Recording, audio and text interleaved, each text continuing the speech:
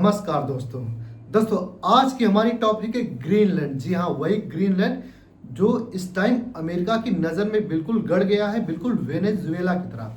आपने हाल फिलहाल में देखा होगा कि अमेरिकन राष्ट्रपति डोनाल्ड ट्रंप ने वेनेजुएला के राष्ट्रपति को उसके घर से, उसके आवास से रातों रात उठवा लिया।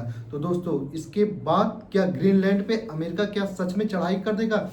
नहीं, करने वाला है। और 2 दिन के अंदर 100% है कि ग्रीनलैंड पे अमेरिका अपनी सेना भेज सकता है।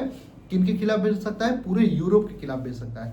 अब आप सोच रहे होंगे कि यार, यूरोप वाले तो अमेरिका के हमेशा दोस्त हुआ करते थे।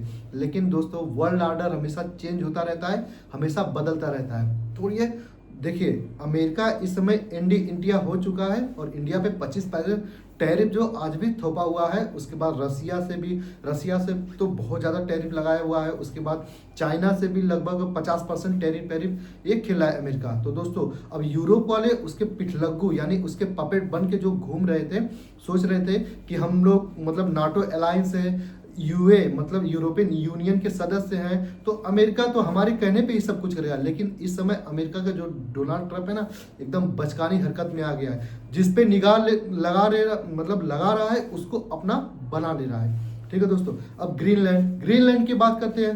तो जो ग्रीनलैंड है हमारे उत्तरी गोलार्ध में पड़ता है, जो आर्कटिक महासागर के बगल में ही पड़ता है, और अटलांटिक महासागर उससे थोड़ा सा करीबी पड़ता है, प्रशांत महासागर के बीच में पड़ता है। कुछ ऐसा ही आप समझ सकते हैं। ठीक है दोस्तों, ये है बर्फ से ढका एक दुनिया का सबसे बड़ा द्वीप है, जो लगभग 2500 ईसा पूर्व में यहाँ पे पोलियो एस्किमो जनजाति रहती थी, जो लगभग आज भी निवास करती है। उसके बाद दोस्तों 1953 में एक डेनमार्क का एक भाग हुआ था। डेनमार्क पे इस समय कब्जा है। तो डेनमार्क कंट्री जो इस समय ग्रीनलैंड पे कब्जा की है, वो कहाँ की है? वो है यूरोप में। जी हाँ, वही यूरोप जो एक समय पहले पूरी दुनिया पे राज किया करता था। जैसे फ्रांस हो गया, जर्मनी हो गया, पोलैंड हो गया, इटली हो गया, डेनिस हो गए। डेनिस क्या इंडिया पे राज किए थे? जी हाँ, आप जानते हैं कि डेनिस लोग इंडिया पे राज किए हैं। तो उसके बाद दोस्तों, क्या ग्रीनलैंड को ये डेनिस लोग यानी डेनमार्क के लोग बचा पाएंगे?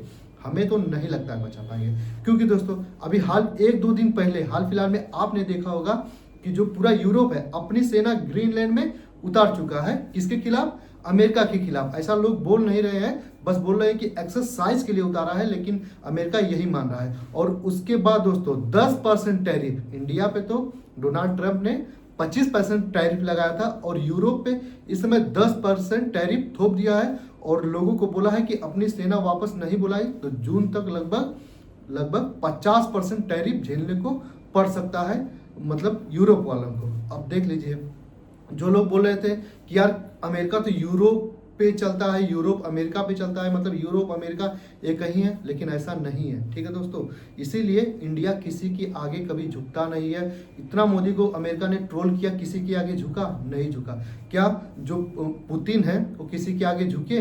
नहीं झुके। अमेरिका की चाल सब लोग जानते हैं। अब क्या होगा यूरोप वालों का? यूरोप नाटो अलायंस है और अमेरिका उसमें सबसे बड़ा कंट्रीब्यूटर है। मतलब यूरोपियन यूनियन जो है वो भी अमेरिका उसके भी अंतर्गत अपनी लीडरशिप अच्छी खासी रखता है। तो उसके खिलाफ जाके क्या अमेरिका ग्रीनलैंड पे कब्जा कर लेगा? ऐसा मैं नहीं, अमेरिका के राष्ट्रपति खुद बोल रहे हैं कि डेनमार्क हमें ग्रीनलैंड कुछ पैसे लेके वापस दे दे, वरना हम ग्रीनलैंड पे कब्जा 100% कर लेंगे। तो अब डेनमार्क क्या कर रहा है? डेनमार्क क्या कभी देगा? जी नहीं, डेनमार्क पूरा आंदोलन भी कर रहा है और युद्ध के लिए तैयारी भी कर रहा है। उसके साथ साथ फ्रांस हो गया, जर्मनी हो गया, Italy, Poland, Britain, Norway, Sweden, सब लोग मिलके अपनी सेना भेजे हैं। तो क्या ग्रीनलैंड को ये लोग बचा पाएंगे? देखना है, बहुत इंटरेस्टिंग होने वाला है। तो दोस्तों, आपकी क्या राय है डोनाल्ड ट्रंप के प्रति? आप वीडियो के कमेंट सेक्शन में दोस्तों बहुत ही आसानी से बता सकते हैं। तो दोस्तों, वीडियो देखने के लिए धन्यवाद। वंदे मातरम, जय हिंद।